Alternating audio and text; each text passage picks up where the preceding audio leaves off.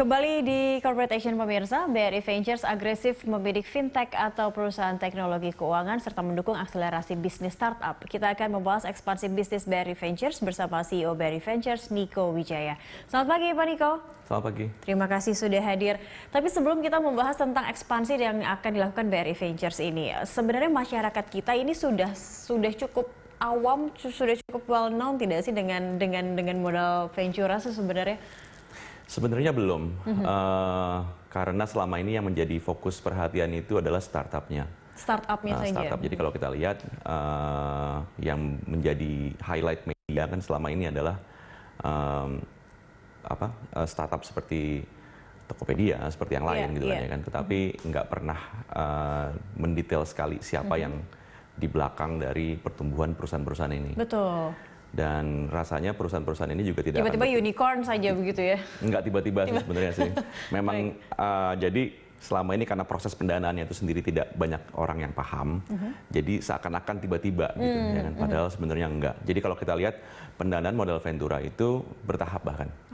Jadi pendanaan modal Ventura itu kalau kita lihat di dalam sequence-nya ya, itu ada yang namanya seed, ada yang namanya seri A, seri B, seri C, dan seterusnya. Kalau kita lihat unicorns di Indonesia atau di Asia Tenggara hari ini mungkin di seri F atau G atau H. Jadi udah lumayan jauh tuh. Dan itu prosesnya bisa mungkin 5 tahun, 6 tahun ya kan. Tapi karena kita nggak familiar sama ini, jadi seakan-akan kok tiba-tiba jadi ya gitu. Dan sebesar itu begitu kan? Dan sebesar itu gitu kan ya kan. Tapi sebenarnya enggak. Nah mungkin perbedaannya antara modal Ventura dengan mungkin investasi atau pinjaman bank atau apapun juga gitu ya, itu mungkin kepada modal Ventura itu mencari sebenarnya pertumbuhan perusahaan yang cepat. Ya kan? Jadi dengan demikian secara nature gitu ya, modal Ventura itu lebih berinvestasi kepada runway daripada BEP. Kalau kita lihat biasanya kan BEP. Jadi kalau ada investor tradisional gitu misalnya, itu bicara mengenai kapan balik modal gitu. Jadi kalau modal Ventura itu lebih bertanya kapan bisa menguasai pasar sebesar ini gitu kan ya kan. Artinya ini siapa yang harus saat ingin memberikan modal Ventura itu mesti memiliki kemampuan untuk membaca pasar atau membaca para investor ini seperti apa begitu ya? Iya, jadi lebih kepada gini sih. Kalau misalnya modal Ventura jelas berinvestasi kepada sektor yang sekarang belum banyak dilakukan orang. Ya kan. Jadi kalau kita lihat di Indonesia kemarin mungkin e-commerce.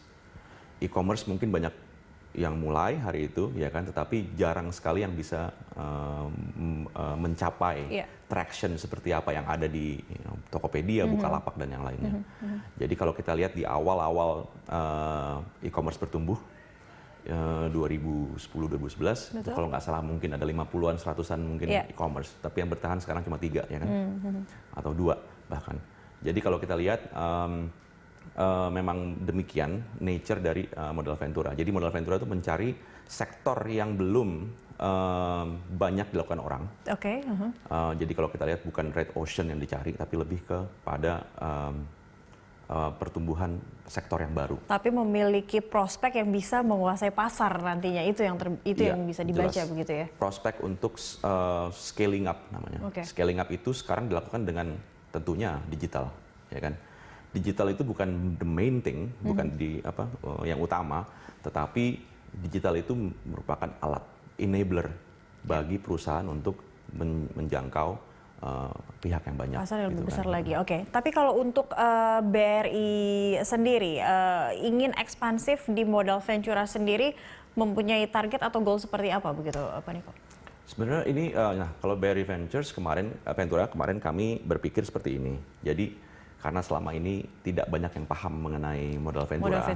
Dan memang selama ini modal Ventura itu di belakang layar. Jauh di belakang layar. Bahkan gitu. Mungkin umumnya tidak berbasis di Indonesia. Jadi mungkin biasanya tuh modal Ventura itu mungkin basisnya di Singapura atau di Cayman atau di Hong Kong. Nah, saat ini kesempatan yang sangat baik sebenarnya untuk bukan memperkenalkan sih, tapi lebih menghadirkan juga mungkin ya. Jadi modal Ventura yang berada di domain Indonesia. Jadi dana Sembrani Nusantara itu berdiri di Indonesia dan diawasi oleh OJK, ya kan? Yang tentunya kita juga melihat ini menjadi cikal bakal untuk kedepannya seperti apa gitu loh modal Ventura di Indonesia. Startup sudah ada di sini, ya kan? Tetapi modal Ventura belum banyak di sini. Jadi tapi kalau melihat ini artinya sebenarnya sudah menyokong begitu banyak startup atau e-commerce yang sudah menjadi unicorn. Saat sudah domain di Indonesia, apa yang diharapkan, apa goal dari BRI sendiri, BRI Ventura khususnya ini untuk sasaran berikutnya begitu, untuk membesarkan atau lebih mengenalkan lagi soal modal Ventura di Indonesia? Kalau kita lihat begini analoginya, di Asia Tenggara, ASEAN sekarang, itu ada 11 unicorn. Ada 11 unicorn. 11 unicorn.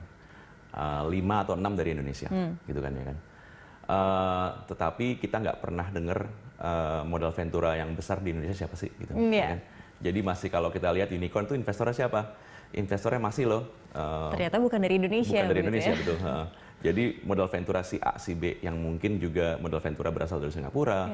Bahkan BUMN Singapura yang sangat agresif juga di Indonesia. Kalau kita lihat BUMN Singapura itu Temasek ya kan? Memiliki armada modal Ventura bernama Vertex, ya kan? Itu yang sangat agresif sekali di Indonesia. Karena kalau kita lihat dari 11 unicorns di Asia Tenggara, dari 11 itu marketnya Indonesia juga, gitu.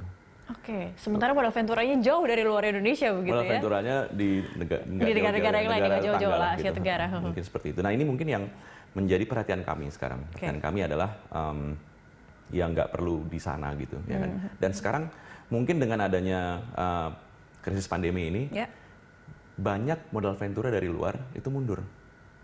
Karena melihat apa kondisi dari kebanyakan UMKM di Indonesia juga sudah mulai kolaps satu persatu. Enggak, bukan begitu. Jadi biasanya mundur karena mereka tidak bisa travel. Satu.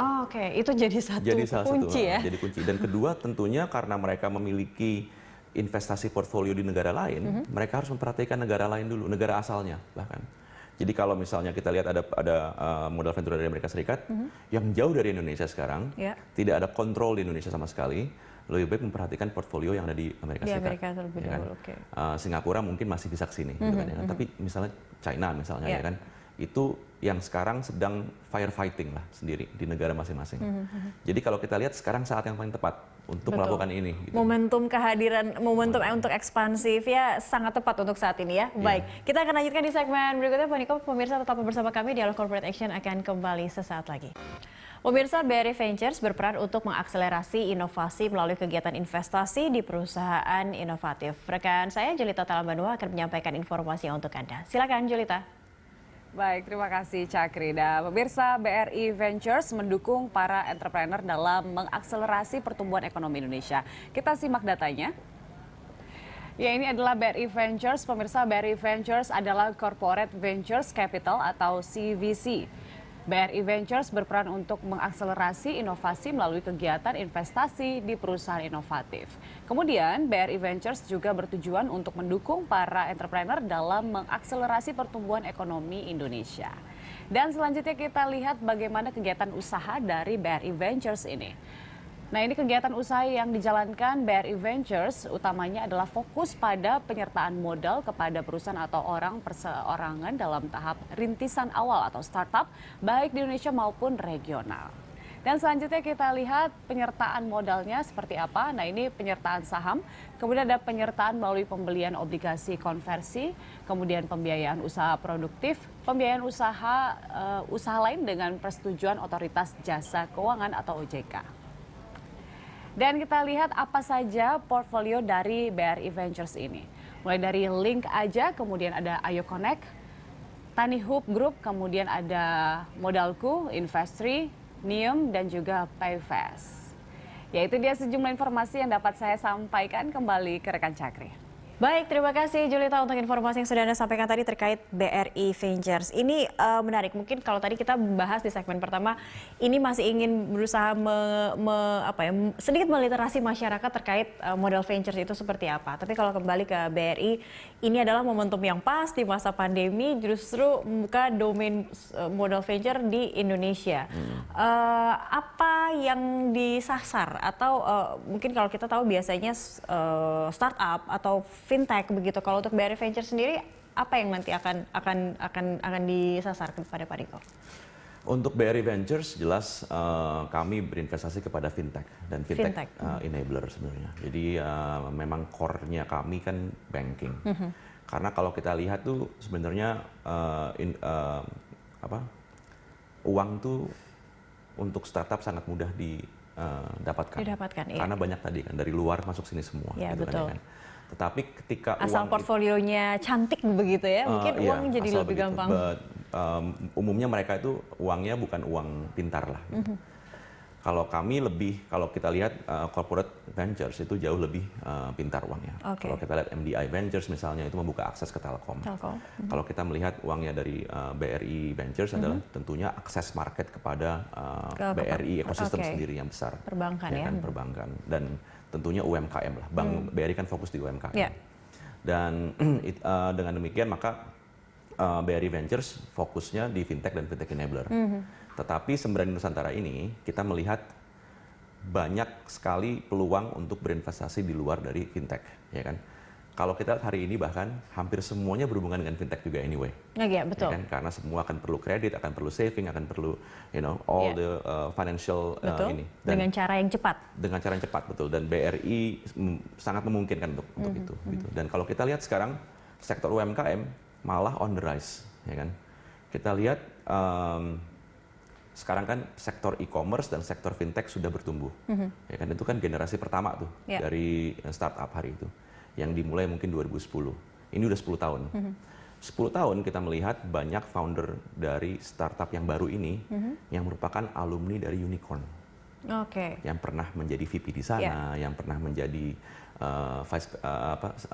chief di sana, gitu kan. Mereka membangun startup baru.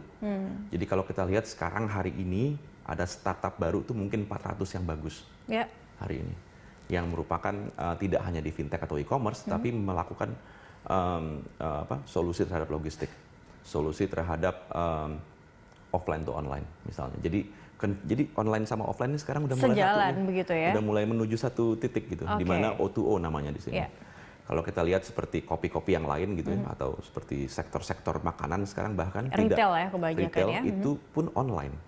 Mereka menggunakan data, mereka menggunakan cloud dan yang lain-lain. Kalau terus kita lihat sektor yang lain bertumbuh adalah cloud kitchen, ghost kitchen, gitu kan, ya kan, yang lain ini mulai bertumbuh di sini. Kalau kita melihat di masa pandemi ini apakah startup itu berkurang? Tidak, justru malah bertambah ya. Dan kalau kita lihat memang trennya, setiap krisis menghadirkan startup yang jauh lebih menarik. Justru itu yang bisa di-quote ya. Setiap krisis justru menghadirkan startup yang jauh lebih baik, dan kehadiran modal venture juga akan tadi tujuannya mengakselerasi kehadiran startup itu tadi. Kita masih ada satu segmen membahas poin ini. Pemirsa, tetap bersama kami, Corporate Action akan segera kembali usai News Update. Kembali di Dialog Corporate Action, pemirsa, masih bersama Niko Wijaya, CEO BRI Ventures. Pak Niko, kalau tadi kita sudah berbicara ingin siapa saja yang akan disasar sektor fintech begitu ya, tapi sebenarnya yang menjadi tujuan dari BRI Ventures untuk dunia perbankan atau untuk permodalan sendiri di Indonesia akan seperti apa nanti ke depannya? Mungkin begini, kalau kita lihat ke depan ya, ini kita memasuki babak kedua di dalam cycle-nya investasi startup di Indonesia. Jadi 2010, sekarang 2020 gitu ya. Nah, next-nya nih mungkin yang saya harapkan juga adalah semakin banyak modal ventura yang berasal dari Indonesia. Kenapa? Karena kalau 10 tahun yang lalu banyak pemodal yang tidak percaya terhadap startup gitu ya, atau bahkan ada yang percaya kalau startup itu angkanya mungkin tidak benar, ternyata benar. Ternyata beberapa dari startup Indonesia pun miliknya BUMN Singapura misalnya, Temasek gitu kan ya kan. Kalau mereka percaya masa kita enggak gitu kan, itu kan lumayan nyesek juga tuh. Betul, kenapa harus di take over oleh BUMN luar begitu? Kenapa harus divalidasi lah gitu, bukan take over, tapi validasi oleh orang luar gitu kan ya kan. Tapi nggak apa-apa gitu, karena masih panjang kita gitu kan ya kan. Jadi cycle kedua ini dimulai dengan 2020, unfortunately disayangkan yaitu terjadi Ada pandemi mungkin ada seperti hambatan ini. sedikit gitu kan ya, nggak banyak tapi sedikit gitu. Karena kita lihat juga beberapa sektor seperti agriculture, seperti retail itu bertumbuh kok masih gitu kan ya. Jadi kalau kita lihat mungkin pandemi ini bahkan akan menghasilkan startup yang lebih baik gitu. Dan mungkin tidak hanya menyasar fintech saja begitu, mungkin Bahkan bisa tidak. expand ke bidang-bidang yang lain. Iya, kalau kita lihat bahkan salah satu portfolio kami gitu ya yang bergerak di bidang pertanian, itu pun juga memiliki izin untuk fintech gitu, ya kan, memberikan penyuluhan dan pelatihan dan pendanaan pula kepada pertanian, Para petani. petani, ya, itu dia. Jadi semuanya sekarang tentunya terhubunglah dengan inklusi finansial. Gitu ya. Oke, berbicara soal inklusi finansial, ini juga ingin saya kaitkan dengan keberadaan BRI Ventures. Pastinya juga semua perbankan punya section atau modal ventura. Untuk bank BUMN juga ada bank-bank yang lain yang juga pasti memiliki modal ventura begitu. Akan seperti apa berjalannya dengan keberadaan BRI Ventures, berkolaborasi atau akan seperti apa nantinya? Bisa tidak ada kemungkinan seperti itu? Kita sudah kolaborasi, sudah. Kita sudah melakukan co-investment kok dengan Mandiri Capital misalnya atau MDI Ventures ya kan di sana.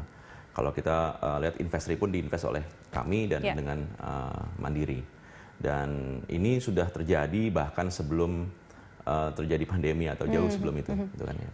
Jadi memang kalau kami di Indonesia, gitu, kebetulan saya juga Dewan Kehormatannya Amvesindo, yaitu Asosiasi Modal Ventura Indonesia, kita selalu ngobrol gitu ya kan. Jadi dan ngobrolnya bukan nggak hanya bicara mengenai portfolio, tetapi lebih kepada ke depan seperti apa sih industri ini gitu kan ya kan. Tapi mungkin kalau kita lihat hampir semua bank di dunia memiliki ini. Visa memiliki ini, Citi juga memiliki ini gitu kan di base in New York gitu kan. Nah mereka ini sekarang sedang mundur sebentar gitu ke negara masing-masing. Membenahi negara masing-masing, tidak melirik keluar dulu. Betul. Begitu ya. Atau melirik keluar juga sekarang tidak sefokus kemarin gitu kan, ya kan. Indonesia is the next growth betul. Tetapi sekarang negara masing-masing itu sedang ada masalah gitu. Nah kalau kita lihat mungkin saatnya nih kita bergerak juga gitu sebagai institusi dari Indonesia gitu kan. Jadi melihat dengan kehadiran BRI Ventures dan juga bisa berkolaborasi dengan perbankan bank-bank BUMN lainnya yang juga memiliki modal ventura, mari sama-sama membesarkan startup yang ada di Indonesia sambil kedepannya kita lihat pandemi akan seperti apa, kita baru akan menarget keluar begitu ya. Baik, terima kasih banyak Pak Niko Wijaya telah hadir bersama kami di Corporate Action pagi ini.